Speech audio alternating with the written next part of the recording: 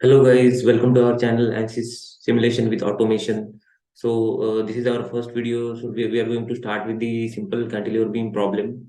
So overall in this automation process, we are going to automate the mesh settings, meshing and loads and boundary condition and extracting some results in the solution.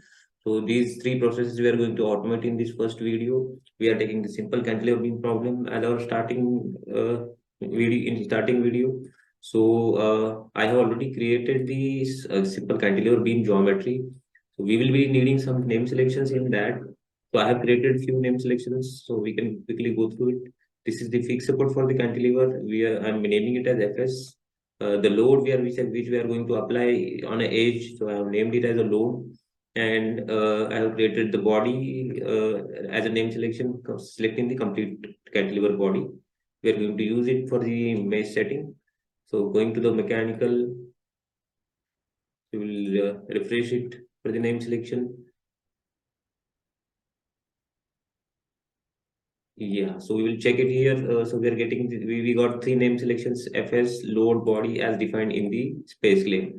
Now starting with the script, so we'll be having the home button over here. So at the end you will see automation button. You have to go there and you have to click on the scripting. So there will be window popping up for the scripting. So you can see here. So you have window for this Python scripting. We will start with our model. Let's name it cantilever. So here you have to define a few initial definitions. I have already created it, so I'll not write it again here. So I'll just copy paste that from my script, and I will explain you what are the things we have defined over here.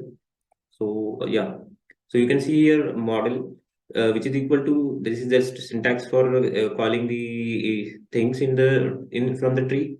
So ext API data model project model, that means you are calling the model from the project. So these all things you did not do type again and again. You are simply renaming it as a model. That's what this line means. Similarly, we are going to individually call everything with the short names. Geometry is equal to again model dot geometry. Material is equal to model dot material. So this model we have already redefined. These all things we have redefined as a model. So we need not to repeat these things again and again, and we are using simply the short name. So similarly, we have renamed all the things in a tree which we are required by simple definitions. Material, CS for the coordinate system, mesh for the mesh, analysis for the applying the loads and boundary conditions, and static solve is for the solution tree. So yeah, starting up with the mesh settings. So we have to give the mesh sizing.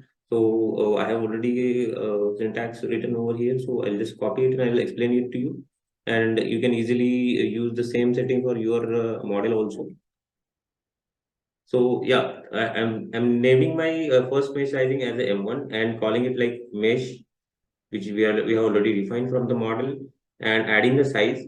The location I have to give, where I have to give the mesh sizing. I'm getting it by object name, which I already defined as a body in the name selection, and I'm defining the mesh sizing in third line. So this is 3 for my model. You can change it to 2 or any of the quantity you want as per your convenience or your requirement.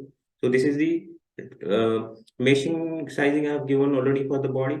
Similar, you can copy and paste and use for the different name selections. I'm just copying it and pasting it over here. First one was the body. Second, I'm going to give the mesh sizing for the fixed support location, and similarly for the load location. So age. So age, I'm not going to add size for the age, as it is going to be taken. It is going to take a size of the body. So now we have given the mesh setting. We have to apply the loads and boundary conditions. So there we have to apply the fixed support at the FS location and apply the load at the edge, which is named as the load. So I'll copy again the loads and boundary condition script lines from the already created script. So I'll just explain it to you. You need not to write again over here.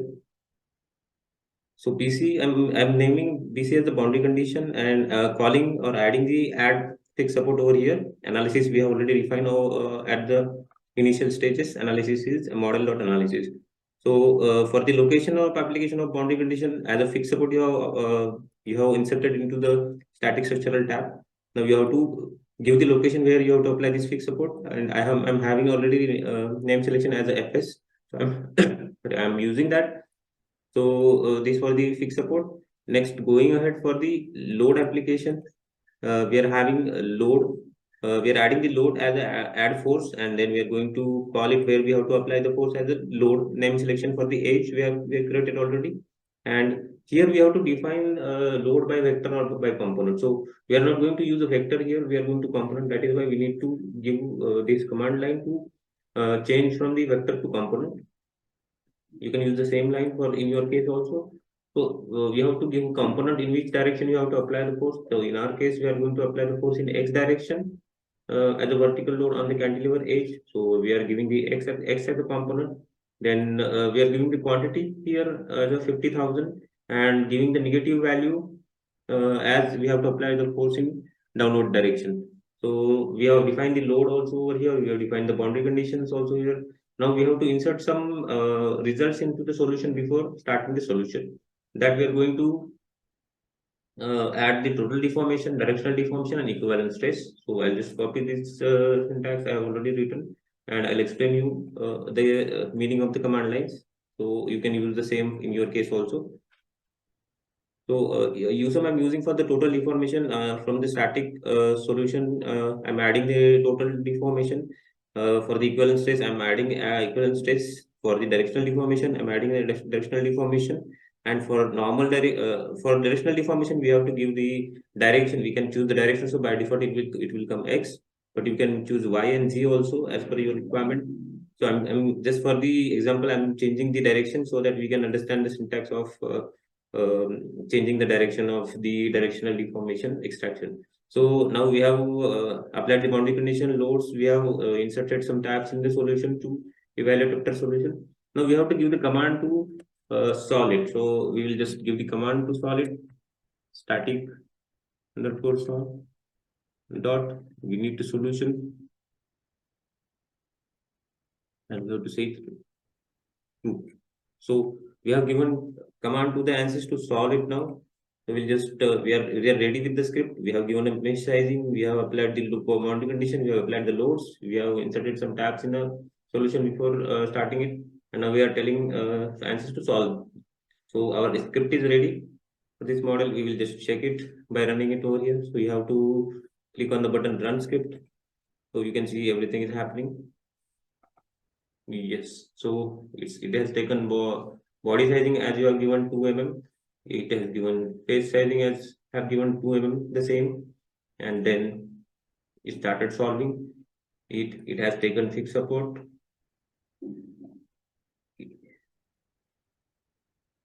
Applied the load force of 50,000 in a negative x direction is a downward direction, and now you are having total deformation, equivalent stress, and directional deformation. So these are the simple command lines you can use to execute the different analysis execution processes in the mechanical.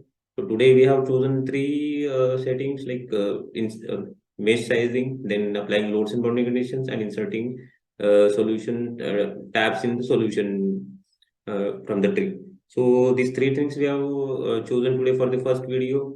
In the upcoming video, we will be coming up with the more complex problems, and using the script we are executing those processes in the Ansys mechanical. So thank you for watching the video, and keep checking on the link to for the next upcoming videos and more complex problems we will be executing using the Python scripting. Thank you guys.